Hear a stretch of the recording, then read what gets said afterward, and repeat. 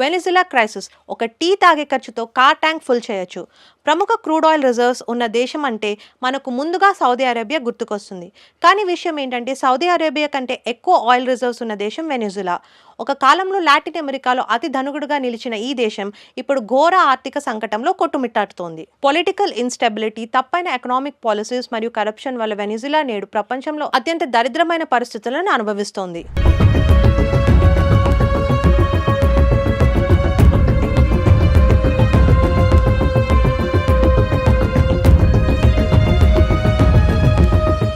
వెనిజులాలో petrol rates వింటేనే కళ్ళు తేలేస్తాయి. ఇక్కడ లీటర్ పెట్రోల్ ధర కేవలం $0.01 నుండి $0.035 మాత్రమే.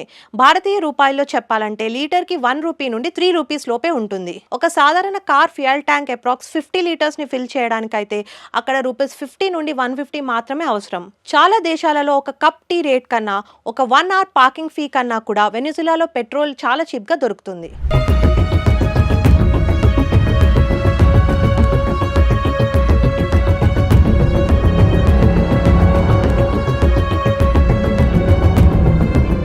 వెనిజులాలో పెట్రోల్ని 2 రకాలుగా అమ్ముతారు. సబ్సిడీ పెట్రోల్, ఇది ప్రజలకి ప్రభుత్వం ఇచ్చే అధికారం.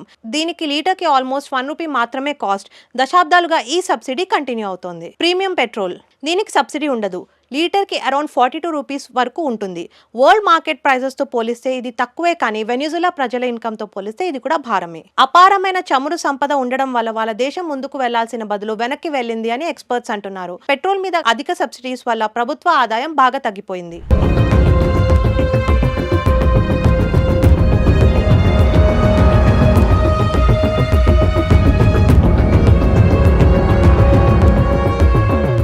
చీప్ పెట్రోల్ని చాలా మంది బార్డర్ కంట్రీస్కి ఇల్లీగల్గా స్మగ్లింగ్ చేశారు. దీనివల్ల గవర్నమెంట్ లాసెస్ పెరిగాయి. గత 10 సంవత్సరాలలో వెనిజులా జీడిపి ఆల్మోస్ట్ 80% పడిపోయింది. ఫుడ్ మరియు మెడిసిన్స్ లాంటివి కూడా దొరకని పరిస్థితుల్లో లక్షల మంది ప్రజలు దేశాన్ని విడిచి వేరే దేశాలకు వెళ్లిపోయారు. ప్రస్తుత ప్రెసిడెంట్ నికోలస్ మాడురో అరెస్ట్తో రాజకీయ అనిశ్చిత మరింత పెరిగి సంకటం ఇంకా గంభీరంగా మారింది.